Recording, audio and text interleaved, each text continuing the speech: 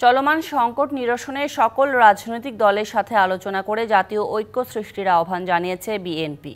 প্রধান উপদেষ্টার সাথে বৈঠক শেষে কথা জানান দলটির মহাসচিব মির্জা ফখরুল ইসলাম আলমগীর। বলেন, সামনে কঠিন চ্যালেঞ্জ, এখন ঐক্যের কোনো বিকল্প নেই। দেশে যাতে বিভাজনের সৃষ্টি না হয় সেদিকে সজাগ থাকতে ডক্টর ইউনূসের প্রতি আহ্বানও জানান দলটি। আর সবাইকে শান্ত থাকার আহ্বান জানান প্রধান উপদেষ্টা। দেশের উদ্ভূত পরিস্থিতিতে বুধবার সন্ধ্যায় প্রধান উপদেষ্টার সাথে বৈঠক করতে রাষ্ট্রীয় অতিথি ভবন যমুনায় আসেন বিএনপি মহাসচিব মির্জা ফখরুল ইসলাম আলমগীরের নেতৃত্বে ৫ সদস্যের প্রতিনিধি দল। ঘণ্টাব্যাপী বৈঠকে আলোচনা হয় দেশের সাম্প্রতিক বিভিন্ন ইস্যু নিয়ে।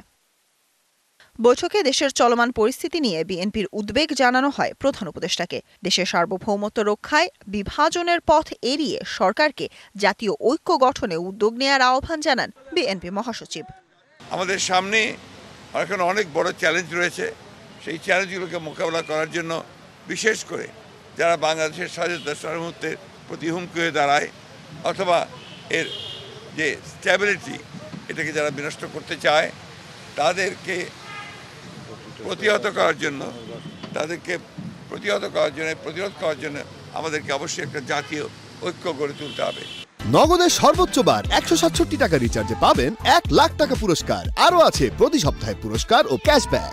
বিগত সময়ে সকল নির্বাচনে ফ্যাসিবাদের দোসররা জোর করে ক্ষমতায় এসেছে বলে অভিযোগ আনেন ফখরুল। পৌরসভা ও সিটি কর্পোরেশনের মতো ইউনিয়ন পরিষদও ভেঙে দেওয়ার দাবি তার। ঘুরে ফিরে আলোচনায় আনেন নির্বাচনের বিষয়টি। যেহেতু সিটি কর্পোরেশন ভাঙা হয়েছে, পৌর কর্পোরেশনগুলো ভাঙা হয়েছে, উপজেলা ভাঙা হয়েছে, সুতরাং এটাকে ভেঙে দিয়ে পরবর্তী নির্বাচনের মধ্যে দিয়ে আসবে এবং ট্রেড বডিগুলোকে ভেঙে দিয়ে আমরা বলেছি যে কি নির্বাচনের মাধ্যমে এটাকে আপনার পুনরায় সুষ্ঠুভাবে নিয়ে আসার জন্য আমরা বলেছি। পরে প্রধান উপদেষ্টার প্রেস সচিব বলেন, জাতীয় ঐক্যর মাধ্যমে সংকট সমাধানের পাশাপাশি সবাইকে শান্ত থাকার আহ্বান জানিয়েছেন প্রধান উপদেষ্টা ডক্টর মোহাম্মদ ইউনূস। জাতির স্ট্যাবিলিটির ক্ষেত্রে উনি সবার মধ্যে ইউনিটির কথা বলেছেন। সেটা এবং স্টুডেন্ট, ছাত্র, জনতা, হিন্দু, মুসলমান, খ্রিস্টান সবার মধ্যে উনি ন্যাশনাল ইউনিটির বার্তা দিয়েছেন।